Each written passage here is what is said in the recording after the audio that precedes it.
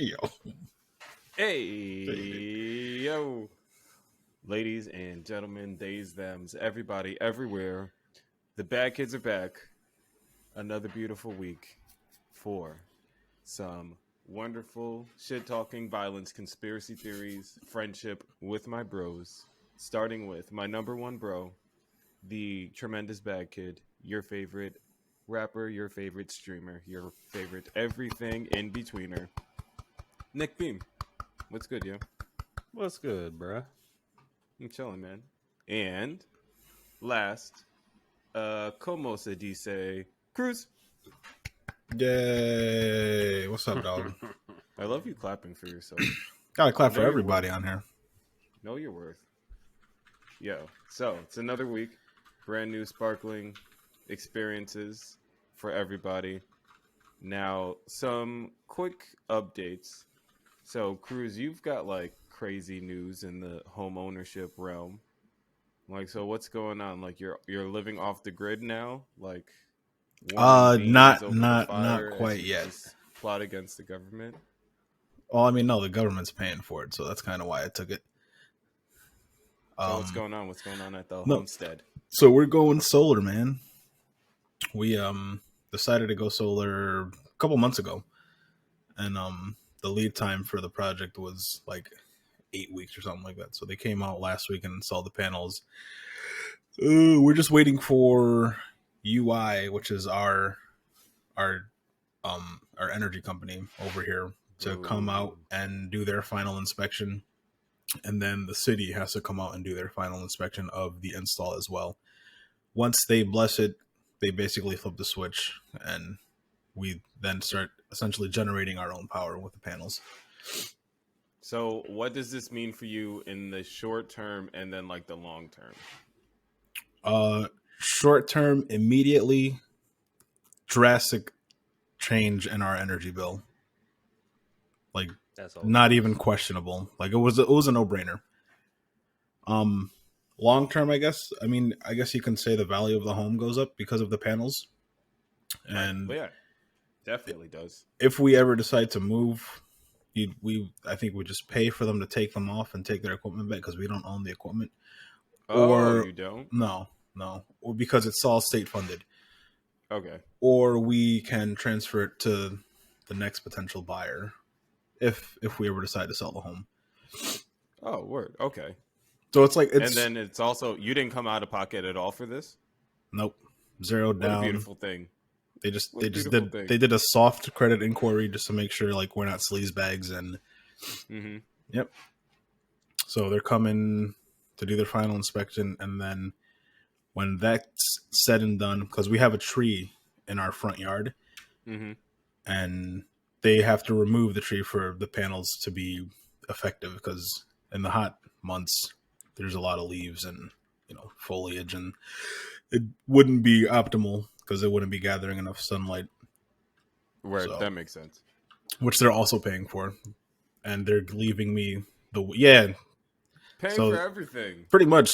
So they I don't know when, but they'll be coming out. They chop the tree, they're taking the stump, and then they're leaving me all the wood. So I'll have tons and tons of firewood. If anybody needs firewood, you know where to find it.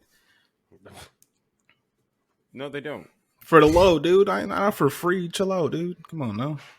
We're not talking about posting your address on something we publish on the internet, you psycho. But yeah, there's better ways to make a quick buck, Cruz, than talking about your address. You know what? I'm gonna leave that there. All right. No, please, God, no one take it. No one take it. But I'm on the road to do fancy homeowner shit too. I am. God, what a process.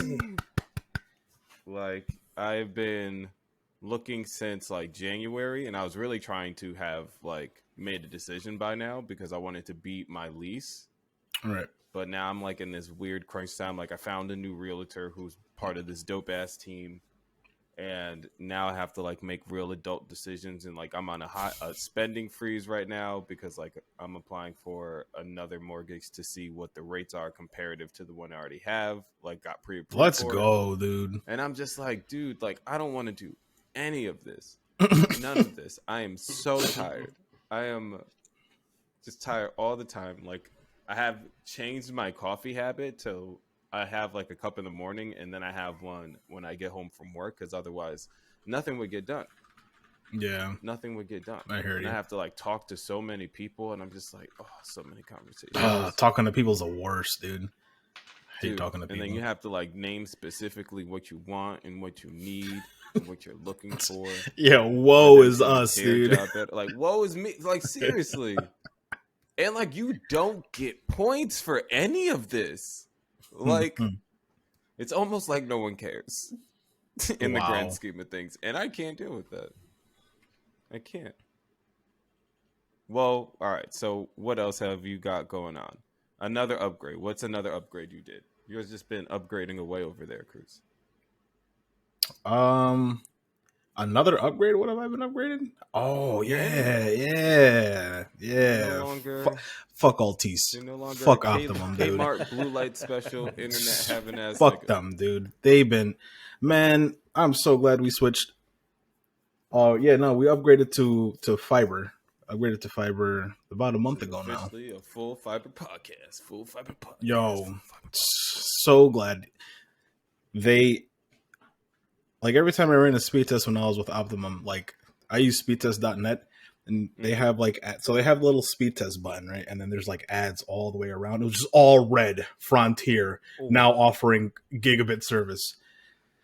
And, right. So I was seeing that my brother-in-law had just switched right before I did to Frontier because they were offering 1 gig fiber. And then, like, I got a promo in the mail the following week. And then, like, after I got that mail the next day, they, like, left the promo on my door. And I'm like, all right, guys, I get it. The universe is telling me. So I ended up calling. I called on a Thursday. And I was like, yeah, I got all of your guys' advertisements. So what are we doing? And they, like... They were like really quick. They didn't give me the whole spiel. They were just like, all right, what are you looking for? What do you want? How soon do you think you want to switch? And I was like, I want to switch yesterday. When can you guys come? All right, we got a appointment available for tomorrow. Yep. Yeah, cool. I'm here. I'm off. Came next day. Crazy. They were here for like 2 hours.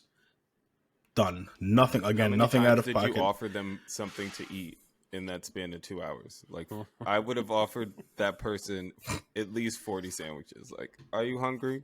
Can I get you anything? I offered beverages. That's what I offer when I'm here. I offered beverages, but they respectfully declined because they just, they were here to work. The dude, I think it was 2 of them that came out here, but they were super professional, super cool. Like I said, they were done within 2 hours, and that's because they had to run the post that they ran the fiber was like all the way down the street, so they had to run it all the way to, like, our house is kind of like in the middle of the street, right? But yeah, super cheap. Like I'm saving $35 a month and locked in for 3 years. Increased energy savings. Yeah, we've been trying to pinch pennies out here, trying to be frugal as fuck. Go over there. Going to be a lot of loose money lying around in the next couple months. Yes, these are my friends who are plotting to steal from me. Man. Actually, you know what? Now that you mention it, I'm dead broke. Yeah. Here comes the bank to come take the house back. Yeah. Okay. Oh no. We'll see about that. It's just a mindset: grind and rise and shine and grind and right. I don't know. Get some money. That's something. But yeah, so fiber's great. Yeah. So what I really think is at this point we should rebrand the podcast The Bad Adults, because you have also been doing a fair amount of adulting and learning about the job searching world and all of that. The Bad Adults. So any tips, any large illuminations that you've learned about just like how to approach getting the job you want? Man, the single most game-changing thing for me specifically was going into any job interview, any phone call, any sort of FaceTime with them, and not seeing them as somebody in a position of power, or like somebody who makes a lot of money, or like even if you're meeting with the CEO of a company, like put your pants on the same way in the morning, right? Unless you're one of those weirdos who do 2 legs at a time, then I don't want to work for you. Oh damn! But like, you got to go in and see these people as regular people who are asking for your skills and your labor and your time. And you know, when you go into like negotiating from that mindset, it just becomes a little bit easier. So that was like the biggest tip. And then like, if you're looking, the best time to look for a job is when you have one, right? Yes, absolutely. That's the ultimate bargaining chip. Like, everybody wants to shit on their old manager's desk, right? And just like be done with the place. But like, make sure you've secured something first before you go do that. Right. I mean, so but if you don't, please make sure I'm there for your meltdown. Please make sure I'm there. Some meltdowns you don't want to be there for. You hope that they warn you to leave before the meltdown happens. Ooh, you're right. You're right. I'll be right back. I mean, yeah. I mean, before the last job I left, I asked for it multiple times, and they finally were just like, "All right, dude, get out." I had something lined up already, but every time, I don't know how many times I like literally, fire me. And that was my favorite cruise. Eventually, they did. The most violent of all the cruises. But I had something lined up. It ended up working out to where I already had something lined up. But that is also a very good piece of advice. Now that you mentioned it, never quit. Make them fire you. Yeah. Rich people are living off of the government, and by God, you should too if you get a chance. Like, make them fire you. Like, you will get unemployment unless you get caught stealing, I think. Right. Or like breaking company policy, or like, sexual harassment or something like along those lines. You could even show up, and I wouldn't recommend this under any circumstances. You could show up and just not do your job. I may or may not have been doing that for a while. I mean, you shouldn't, right? And get away with it for years. Yeah, I mean, you also shouldn't kill people and rape people, but Wow. All right, Chris. You shouldn't. Definitely we're giving out dimes. You should not do that either. But yeah, no. If you're looking to leave your job, and there's some gap between your next job and your first job, let them fire you. Get unemployment for the median weeks, because they go off like 3 or 4 months of whatever your pay scale was for the year. So you'll get like a percentage of what you were making, and that's free money. Be like rich people. Use the government to your advantage when you can, and then if you feel like going back to work, you go back to work. But yeah, if I'm going to sum it up, treat the CEOs and everybody as you meet as just regular people like you. Do not get anxious, because they are right. Have something in line for negotiation purposes, because if you can tell a job, go F yourself, I don't need what you're offering. If you tell me that you're like a family, I'm out of there. Like, I'm not even going to continue the conversation if you say we're like a family. Because if we're like a family, that means I can yell at you and slam the door and not say anything to you for the rest of the day. And, of course, get fired. Don't quit. Make them fire you. Don't get fired. Make them fire you. Don't get fired, but make them do it. Get fired. Don't quit. Get fired. Don't quit. Brought to you by the Human Resources Department. Man, so close. I wanted to quit so bad, but they didn't give me the satisfaction. Don't quit. Never quit. I was even 2 weeks of unemployment. Not on just your like, dreams or not on your job. I was ever looked at your check and you're just like, what is these taxes that I'm paying? You get unemployment, you get a little bit of that back. That's all I got for now. I'll be back next week. But don't. Good advice. Now, before we jump into the bigger topics and questions I have in gaming, do you all have any quick, in case you missed it, highlights, things across the different mediums, TV, games, music, etc., that you just want to shine a little light on before we jump into the nitty gritty tinfoil hatty conversation. Por ejemplo, my favorite album that has been released so far is A Few Good Things by Saba. From front to back, side to side, all the way around. It is so good. I was just listening to it before we started. Love that album. I'm not going to go too far and do a full album review in this moment because that'll be a whole thing that I like to much more prep for. But I do just want to shine a light on that album in particular. And if you do not listen to Saba, make some time to love yourself and do so and start with that album. Yeah, we waited 3 years for it, man. Worth the wait. Well worth the wait. I think it also released with the movie in Chicago, where he is from. Did it? So, like, also seeing the press from that, I was just like, God damn, like, he really deserves this shit. Like, his growth from, I think his first project was Photosynthesis or something like that. And then, Jesus, I'm blanking on the one after that. Bucket? Yes. Bucket List Project? Yeah. Yes. Oh, so good. And, well, what were you going to say, Cruz? Music-wise, or did you say it? Oh, no, that's what I was going to mention. I was just listening to that.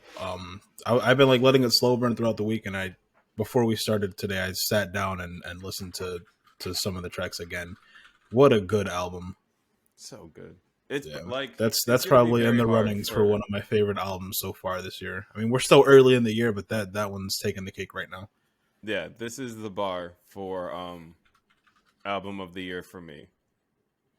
Sorry, Conway, but like Beam said last time, like the second half way too dark for me. Yeah, way man. too real. Way too real. Way too real. It's good. Get it off your chest, King, because I know motherfuckers are looking to. Well, if I could quickly branch off and talk about the darkness of the second half of this album. Keeping it real, we got one of my friends in the hood who just couldn't keep on keeping on. Right. And I feel like Conway coming out as one of the most toughest, hardest, shot in the face, like all the stuff that he talks about on the album. It'd be nice for some people who look up to you to hear that, like that sort of pain absolutely. that you have, and like be able to relate. Like, yo, right? Like, we're fucking human, dude. Yeah, like you could be the toughest dude ever. Like you selling packs and killing people and seeing this and that. Like that's what we rap about. But I don't think we've had somebody of that caliber and hardness really come out and be vulnerable about his addictions, his diseases, his loss, his depression, like his vices, all of that. Yeah. At I want to say the peak. They're only going up. Like Griselda is at the peak. So for you to come out at this angle where Westside Gunn production is getting crazy and like his albums are like art pieces, and then you have Benny the Butcher trying to go commercial and like bring them to new heights, and then you just got Conway, the one that raps. He's coming out and he's giving you bars, life, real shit, human shit. Like if there was ever a way to divide your albums, like hell yeah, I take it in for all that it's worth. I really liked it, although it did get a little dark. Yeah. I was just like, I think I was going to get margaritas, and I was just like, nah, this is not going to get margaritas music anymore. It started out that way. Yeah. And then I was just like, no.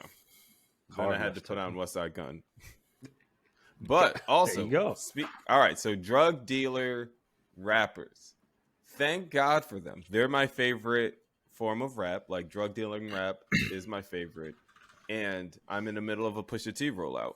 So I've honestly just been having the greatest time of my life.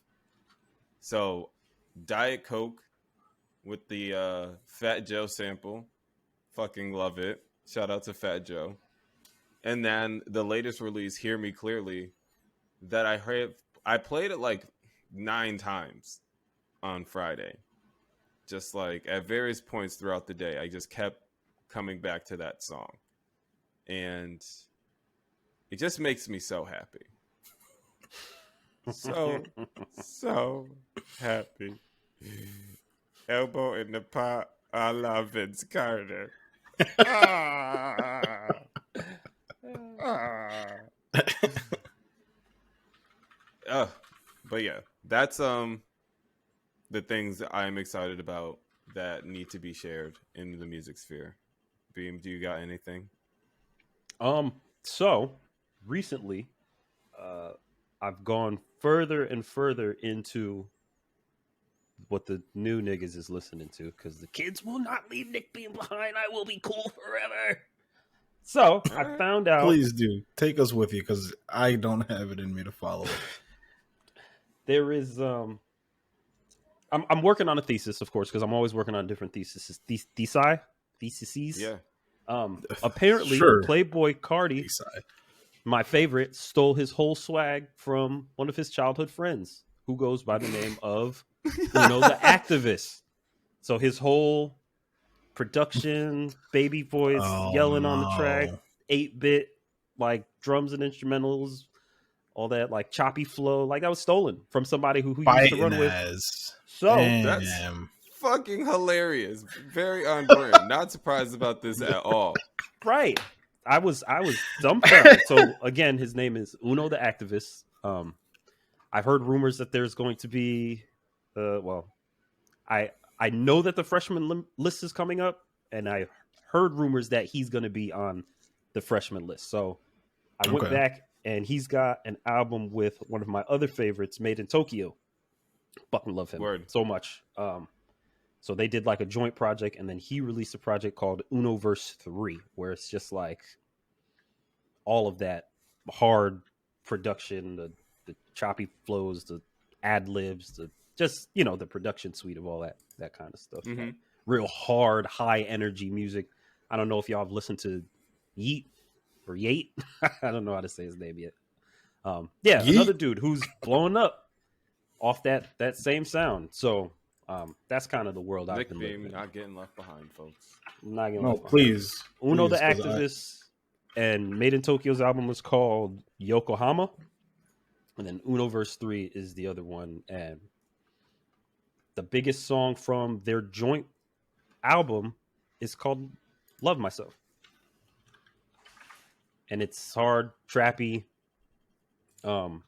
flows, melodies, right? And just in the background, it just goes, love myself. Love myself. Yes. And you're just like, yeah, that's the type of time I'm on. Like, fuck yeah. They don't talk about killing, really. They don't talk about gang banging. They're just talking about being fresh in Margielas and fucking on your bitch. And I'm okay with that. And loving yourself while doing all of that. That's awesome. Yeah. No, it's gotta love yourself while you do it. It is a musical, a new genre, new musical experience. So that's where I've been at. Both of those albums released 2021. Unoverse 3 dropped before, and then Yokohama dropped December of 2021. So relatively new album. Relatively new. Word. So what about TV? I finally caved. Okay, there we go. The timeline broke me down, and I got into Abbott Elementary. I have one episode left because I fell asleep. But oh man, that show is so goddamn adorable and endearing. I thought, like, it's definitely like The Office, like single camera shit, but like, I love the principal.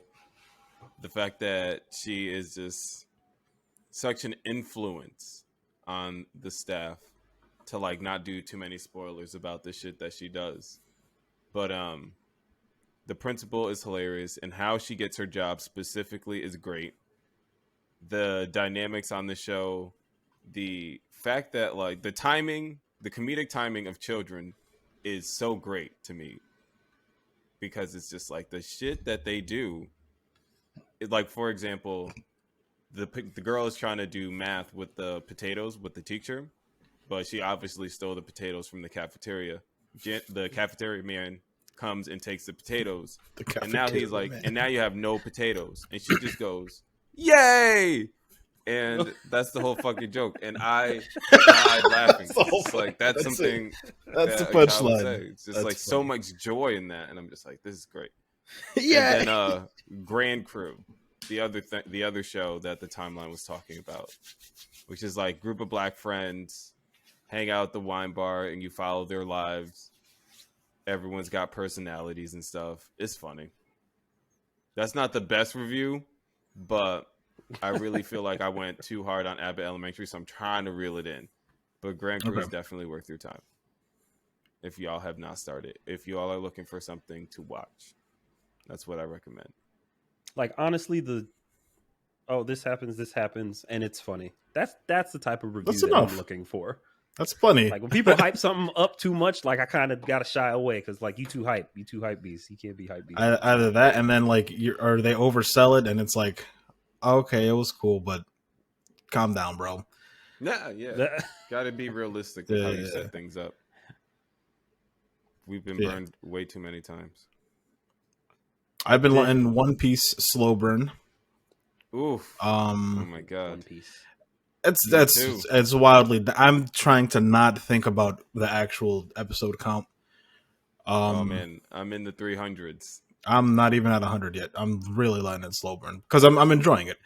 Right. I haven't sat down and I've been behind the ball with Euphoria, but I've been keeping up with all the hype. Denise is all caught up with it, and she's been watching it. Like, I don't know that I'm ready to sit down and watch that show because just like the raw emotional tug of war, and we got to give Zendaya her flowers because her acting chops. Whew, and it's kind of morbid, but me and Denise have been watching a lot of like murder like case shows. Oh. Just like Netflix. Watching a lot of murder as you murder people. Like... I don't murder anyone, but yeah, they're like I think it's Catching Killers. They're both on Netflix, and then the other one is called like Worst Roommate Ever, and so it's a series, but each episode is its own story, so you don't have to like commit. You can just watch an episode here or there if that's what you're into. Really good. Recommend all three of those. Wait. The roommate show. Yo. Is it about just your roommate murdering you every time? So the first one wasn't an actual roommate.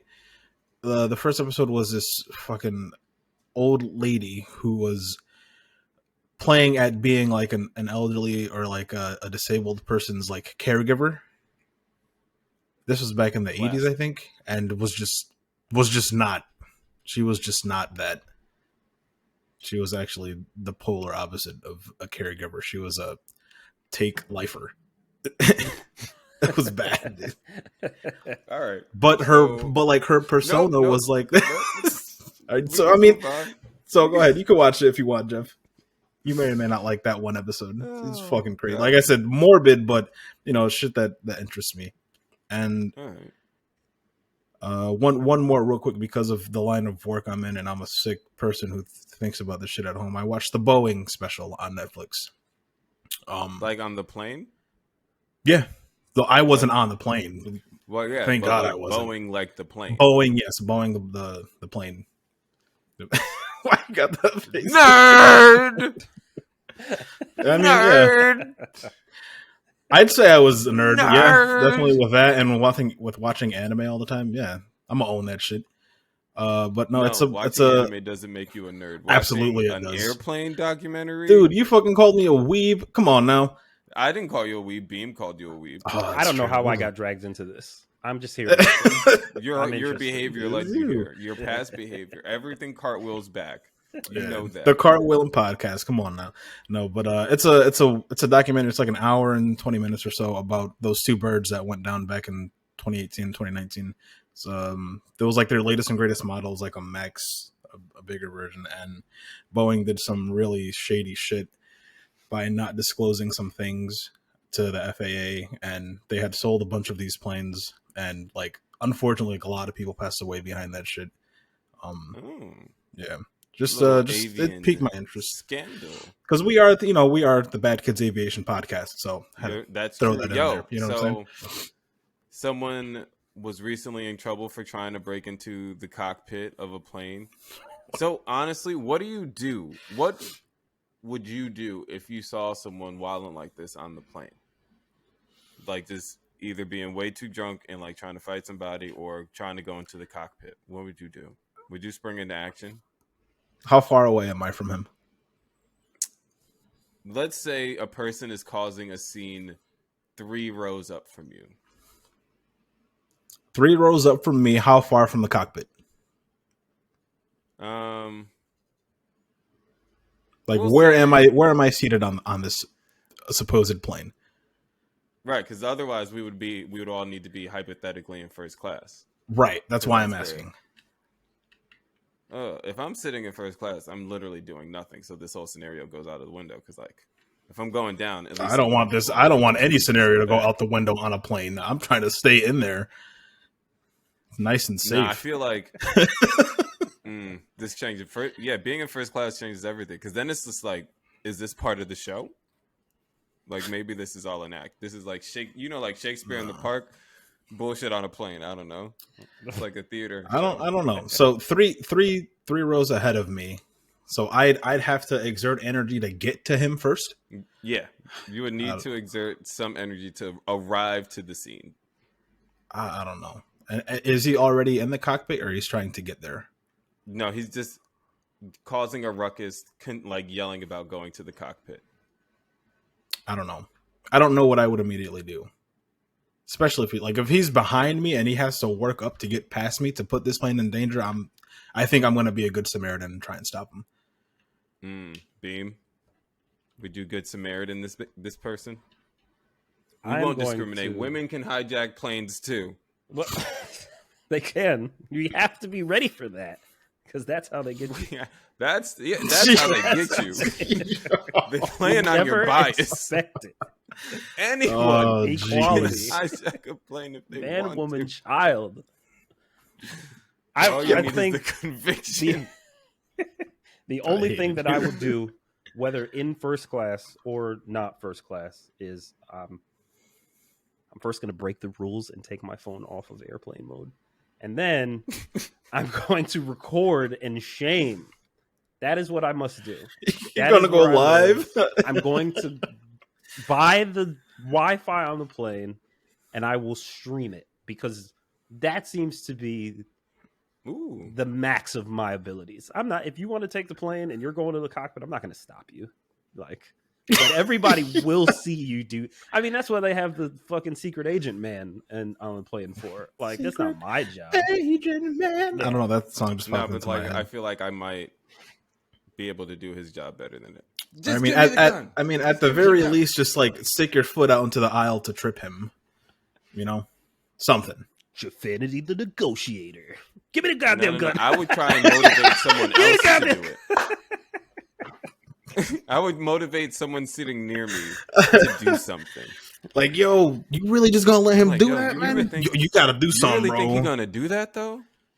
Yo, I don't. Yo, you gonna let your girl see that? Like, you gonna let this guy ruin your vacation? I see Jeff like, yo, couldn't be me, bro. You really gonna let him do that? Well, could not be me. Did you see the way he was looking at you just now when he made that threat? I don't know, but maybe I wouldn't take it if I was you.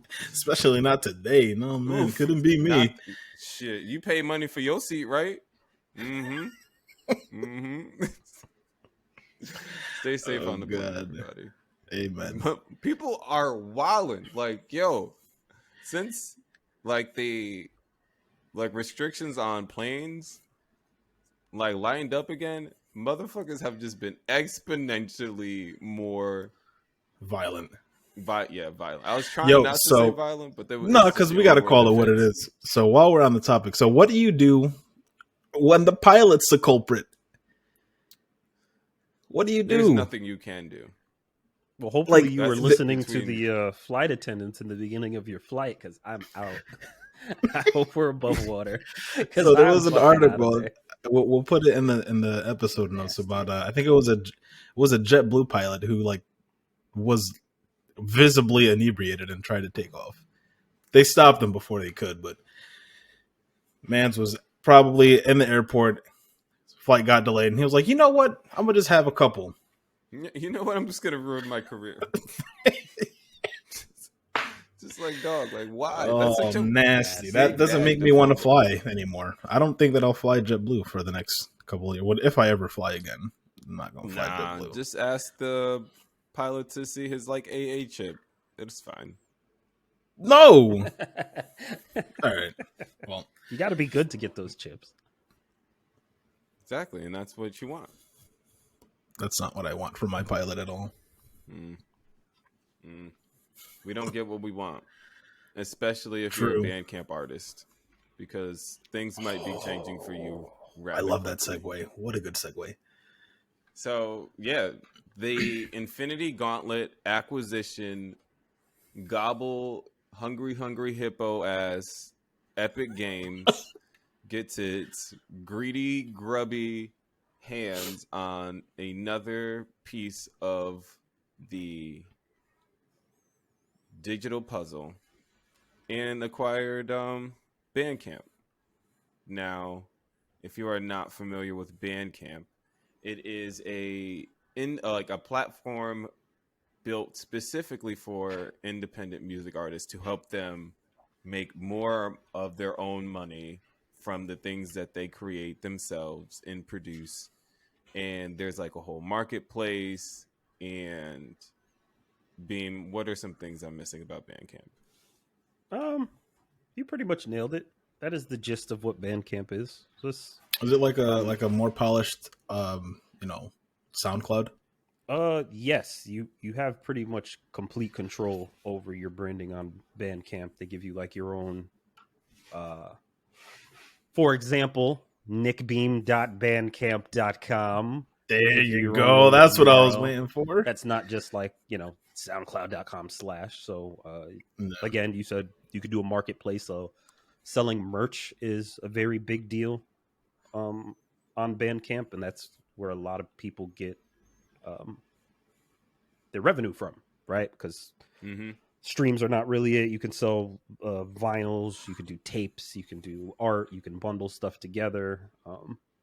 There are like tiers of stuff that people can buy. You can put your shows up. So it's just like they give you your front facing space should you not have your own website. And they they also give a very big chunk. I don't remember the exact percentage of the chunk that they give, but they give a good chunk of money back to you rather than the less than a penny that you get per stream or whatever, from other places. So yeah, they do they did good work. It was good enough, I would say. It's not the Spotify of independent artists. You can't just go there and expect to hit 1 million and it's like the greatest, most intensive website. It was just good enough for people with a solid fan base, people who understood who they were marketing to, can come to the Bandcamp, give you money, and you can make your money, right? Independent artists who are just trying to make a living, you could do it on Bandcamp. So yeah, we love Bandcamp. So this could be like one implication of this could be we see an easy integration of like the music available via Bandcamp could appear in the games that we know Epic and its many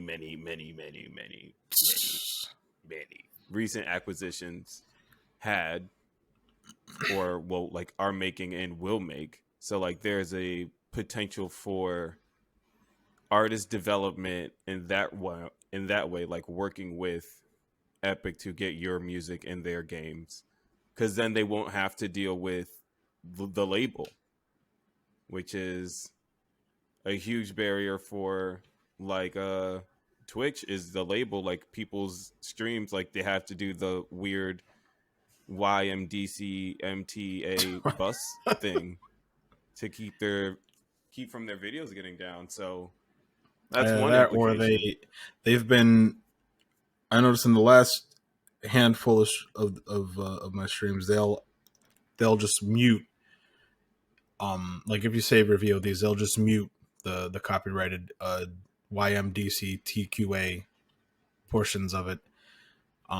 Or if you have your music low enough, they kind of just look the other way. But they've been better about it. They're not just like giving people copyright strikes anymore. If you're streaming and you have a copyrighted song playing, they'll just mute the audio on the VOD. It's fine while you're live, whatever, but when it saves, if you save the VOD, they just mute it out. No. Well, shout out to Twitch. But circling back to Bandcamp, what do you see as the impact on Bandcamp, Beam? If we're making predictions, I think for the short term, it will stay exactly how it is. Obviously, there's always a larger play, and with Epic kind of getting their hands in a little bit of everything, because not music related, but gaming related. Epic had bought Rocket League, right? We love Rocket League here. At least 66% of us do. So they bought Rocket League. It went free to play, which is good. They started these microtransactions that were a little on the pricier side. We didn't really like that, but you also don't need to buy them. Right. They took out the gambling aspect where you would pay money and get a random drop because they got sued the fuck out of for that. And then the last thing they did was remove the ability to get Rocket League anywhere else except their Epic Games marketplace. Overall, not that big of a deal, right? All of the changes that they made to that specific game, not that big of a deal. But if you had Rocket League on Steam, which is the other marketplace for games, like you kind of got assed out. On PC, yeah. Right. No, I mean if you had it before, they can still launch it from Steam and still play, but you can't go on Steam and obviously you can't download it there if you're on PC. So basically, if you didn't have it and it went to free to play and you wanted it, you now have to have a second Epic Games launcher on your another computer, launcher. Yep. You know what I'm saying? In the grand scheme of things, I don't know, people who worried about privacy of downloading different stuff and they want the minimum, like that type of implication will happen. But I think that Bandcamp just having an extra piece of software, and we don't know because the people who own or people who have a stake in Epic Games, Tencent. A lot of people are wary of non-United States software on their computer just for various reasons. But I think that this will be a good look for people who are willing to roll with the punches. I'm sure some things will change, but as long as Bandcamp keeps giving, I think it's like 80% or something like that to their artists from all of the sales.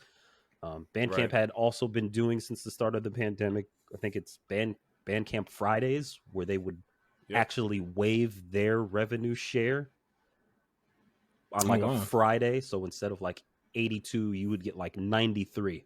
So you tell all of your people, hey, if you're going to buy my shit, like buy it on this first Friday of the month. And like I get even more revenue to, be able to put it back into my purchase. So like that kind of stuff, you keep that stuff. I don't really see there being much of an implication as long as they don't start taking things away. Right. And just the exposure of, if you're Bandcamp and you want to sign up to be in like our Epic Games and like submit your music, like that's a good look. That's a good look. Now, if we're talking about Tencent buying up everything, that's a whole different conversation. But Epic Games as it stands, I don't see no problem, man. I play Fortnite all the time too. So I think that Tencent is grooming Epic to be what it is in China here. Like, because Tencent owns 40% or has a 40% stake in Epic. And Tencent is known to just buy studios, or their shady business practice is they will take other people's IPs and app ideas, replicate it, and then just like mass produce it and mass promote it, and then it kind of like takes over that game whatever spot. the originator was. Yeah, versus the originator. So like this is the studio's locations and percentage owned, according to this Polygon report on Tencent, available in the episode notes. So Funcom in Norway 100%. Leiyu in Hong Kong 100%. Riot Games in the US 100%. Shark Mob in Sweden 100%. Turtle Rock US 100%. Wake Up Interactive Hong Kong 100%. Supercell in Finland 84%. Grinding Gear Games New Zealand 80%. Then the next, it jumps down to Epic Games at 40%. And there are several others. I will not bore you with this entire list, but Activision Blizzard appears on this list at 5%. Ubisoft appears at 5%. And there are some undisclosed ones, including Discord. So and Roblox. Jesus. Yeah. I think that over the course of time, like on the surface, on one level, like, because like you were saying, being the bigger, there's always a bigger play. I think that this is it. Like because like there's, I feel like a hole, like a real easy like hole in like management systems for like gaming and like independent content, especially also with Sony and Microsoft buying up studios too. Like it's a, like, I don't know, very strange. It's like a cold war amongst game companies right now of just buying up these studios and increasing their power. But that's neither here nor there right now. But yeah, I feel like this is all just Tencent grooming Epic to be them, but in America, and we're just gonna have to live with it. And so I might be okay with that. So do you think they do that without claiming more stake in the company? Do you think they just stay at 40% and then just like reap the benefits at that No, they're just point? going to follow the model. They're going to keep that 40% stake, but they're going to do everything that Tencent does in China in regards to like how they conglomerate their power. Like they're going to keep acquiring Epic. Like Epic is going to keep acquiring things, probably through some sort of direction of Tencent. And then they're going to probably establish similar systems and like ways of conducting business on a larger scale. Like I think Epic like is going to help, like Tencent is going to like help Epic scale even larger. And like the student's going to follow the master in like the inevitable sense. I think so, like, right that's now what I see Epic becoming. It's all just a data gathering game. And you don't have, I mean, 40% is a pretty non-scary number, I guess I'll say. Like that's not okay. You got 40%. You can't unilaterally make decisions against our wishes. But like if you pull that 40%, we might be, you know what I'm saying? We might be in some trouble. So they're at that like very sweet spot to where Epic Games is still, I say for the most part, independent. They probably still have their freedom, right? They could do what they want. But yeah, the implications I think are just they're gathering data. They don't really have control over the Spotify's, the Apple Musics. They can't really get their hands on that sort of data. But when it comes to one of the largest independent platforms for music creators, you now have access to all of Bandcamp's data and what's going on in that sphere. So you've just captured a very large part of the market. And then you'll probably just look and you'll probably just wait and you'll get your data. And however, because that's the new currency, right? Like you talk about Facebook, you talk about Robinhood, you talk about anything that's free. If it's free, you're the product. Your data is the valuable thing. You know, I actually walked into the coffee shop not too long ago, and they were giving out $10 gift cards if you watched the preview of a movie, and gave your feedback. And they took down your I got caught in one of those scams, but like the feedback is like 50 pages long. I like gave up. I gave the guy back the tablet, and I was like, no. I can't do this. You can keep this, sir. Thank you, but no thank you. Mine wasn't that. I mean, after it was done, I was like, oh, I kind of just hoard myself out for a free coffee. So that was kind of interesting. But yeah, data is the name of the game, and I think that they'll just, you know, like you said, follow the way of the master, get their data points, and adjust their business model accordingly, whatever that may mean. I mean, we also don't, now that I think about it, kind of forgive Epic for taking all of our dances. And when I say our, I mean like the culture, and then giving them weird names and then not paying the people who created the dance. Selling them and not selling the originators. You've done some pretty crappy things, and, you know, you did get sued for the lottery business that you were doing, and you changed that immediately. So and then like the crazy part is like the fines versus what they made, they still like walked away. Slap on the wrist, dude.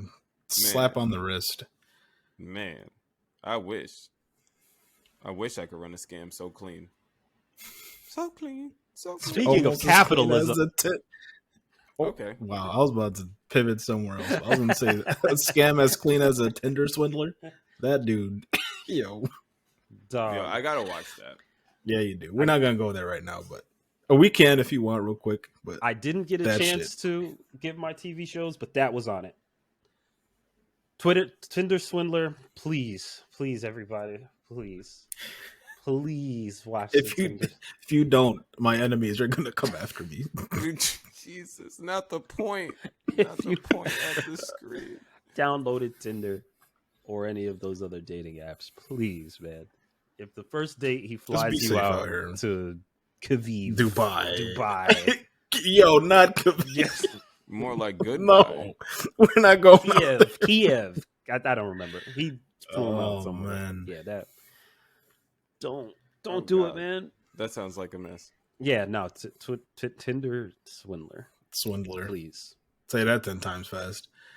That 10 times fast. Any other things you want to highlight before we get out of here?